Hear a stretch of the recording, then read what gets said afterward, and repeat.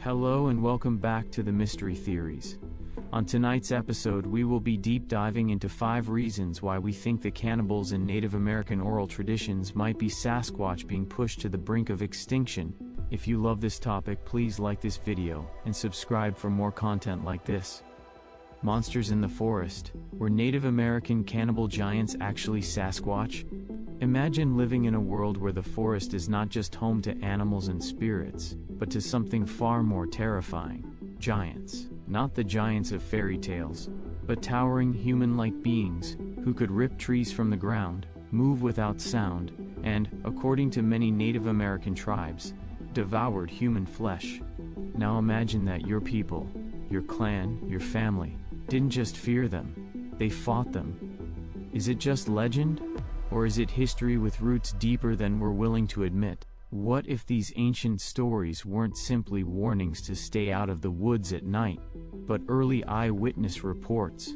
What if they were describing a being we still talk about today, Sasquatch? Long before the arrival of Europeans, before maps or books, indigenous tribes across North America had a rich and complex oral tradition. Stories weren't just entertainment, they were a record of memory. Warnings passed down through generations, encoded in myth and ritual. But what's truly remarkable is how many of these separate cultures, separated by thousands of miles, mountain ranges, and entire ecosystems, described almost the exact same being. From the shadowy forests of the Pacific Northwest to the windswept plains of the Midwest, from the bayous of the Southeast to the Rocky Mountain ranges of the West. The legends echo with haunting similarity, and the Iroquois feared the Jinasqua, stone-skinned giants who crushed the bones of warriors and devoured their flesh. They were said to be covered in rocky armor and immune to ordinary weapons. The Choctaw told of the Nahulo, pale-skinned cannibal giants who once ruled the land before the tribes drove them away with fire and iron. The Lummi spoke of Tsemaques, hairy giants of the forest who stole children and mimicked human voices to lure people to their doom. The Shoshone remembered Soapitza, savage man-eaters, who lived in mountain caves and came down at night to snatch the unwary. And then the Tsales people of British Columbia spoke of Saskets, the root word of what we now call Sasquatch, a powerful hairy forest being who lived apart from humans, yet interacted with them in strange and sometimes terrifying ways. One thing that also stands out, and is disclosed in some of the oral teachings, was that these giant cannibals had been pushed back by the tribe so hard that the giants eventually had no choice but to flee, in fear of being hunted down by the tribes. It was understood their methods were effective, and the giants remained hidden in the forests and caves, trembling in fear of their demise. Is it possible not only that the giant cannibals of native oral traditions were not only Bigfoot, but that they were hunted down through native strategic cooperation, and pushed to the brink of extinction? Could this be the reason that the Sasquatch remains elusive and hidden from public? Could it be consciously avoiding man's destructive forces to save its own species from extinction? Is this why Bigfoot is now seen fleeing from every encounter he's had with man since? Could it really be coincidence that such a widespread pattern emerged in isolated cultures, without the benefit of writing, global communication, or shared media? Or is it more likely that these tribes were each describing encounters with the same real creature, when tribes united against the giants? One of the most compelling and often overlooked aspects of these stories is the level of threat these beings posed, and how the people responded. These weren't solitary tales of lone hunters encountering mysterious beings. These were full-blown accounts of war. Entire villages evacuated. Clans forged alliances. Traps were set. Fires were lit. Armies of warriors mobilized to drive the giants away. Think about that. What would it take for multiple tribes, who might otherwise be territorial or even hostile toward each other, to band together in mutual defense? What kind of threat would be so great that diplomacy overcame rivalry? These weren't cautionary bedtime stories. These were tales of survival, of resistance, of war. And war leaves scars, in memory, in landscape, and perhaps in legend. Could these cannibal giants have been Sasquatch? The deeper we look, the harder it becomes to dismiss these legends as mere myth.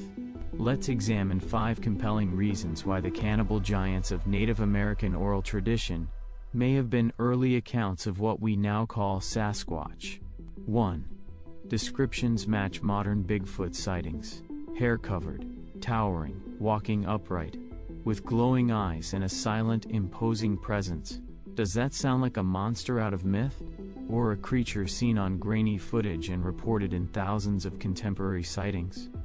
Before the internet, before social media, before even written records, people across the continent described the same creature. How? If it wasn't from shared media or imagination, what does that leave? Shared reality? 2. They lived in the same wilderness regions. The ancient giants and modern Bigfoot both call the same places home: remote, hard-to-reach forests, mountainous terrain, dense brush, and wildlands where humans tread lightly or not at all. Look at modern Bigfoot hotspots: the Pacific Northwest, Northern California, the Rockies, parts of Appalachia. Now overlay those regions with traditional indigenous lands with stories of forest giants. The overlap is stunning. Could it be that the giants never left? They simply retreated deeper into places we fear to go. 3. Their behaviors mirror Bigfoot reports. Many tribal stories detail terrifying behaviors. These giants could mimic voices, steal children, let out unearthly screams, or vanish without a trace. They struck terror not just with strength, but with strategy. Now compare that to modern Sasquatch encounters. Strange vocalizations, rock-throwing, tree-knocking, shadowy figures watching from the tree line. Reports of missing time, of sudden fear, of people getting zapped with dread. Do these behaviors really sound new, or are they echoes of something very old? 4. Cannibalism might reflect predatory behavior. The cannibalistic element is horrifying, but is it literal? In many indigenous traditions, eating someone may symbolize consuming their spirit, erasing them from existence. So maybe cannibalism was their way of explaining terrifying disappearances. Hunters gone without a trace, entire camps silently wiped out. And what about today? There are still unexplained disappearances in national parks and remote regions, many in areas with Bigfoot reports. Could the pattern be continuing?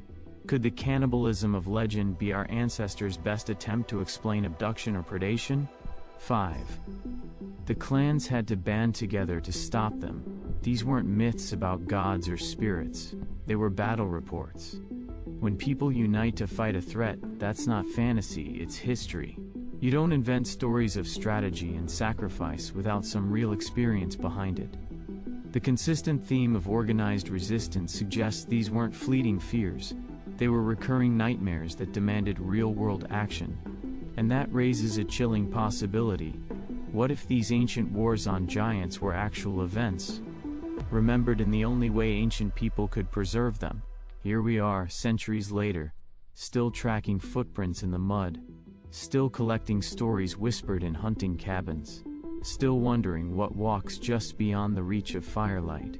We've mapped every continent, photographed distant galaxies, and sent robots to Mars, yet the deep woods of North America remain filled with questions. Maybe that's not an accident. Maybe some things prefer the shadows. Maybe they thrive in places we ignore. And maybe, just maybe, they've been watching us far longer than we've been watching them. For millennia, Native American tribes lived in balance with their environment. They knew every animal, every sound, every sign. When something unusual happened, they noticed. So when dozens of tribes across an entire continent say that something massive, hairy, powerful, and dangerous lived in the forests, and that they had to fight to survive, shouldn't we listen? Shouldn't we ask, what were they really seeing? What if these stories aren't the echoes of superstition, but the last surviving testimony of a forgotten reality? Maybe the question isn't, does Bigfoot exist? Maybe the real question is, What if he always has, and we're just the last ones to believe? Thank you for watching. Please like this video and subscribe for more content like this from The Mystery Theories.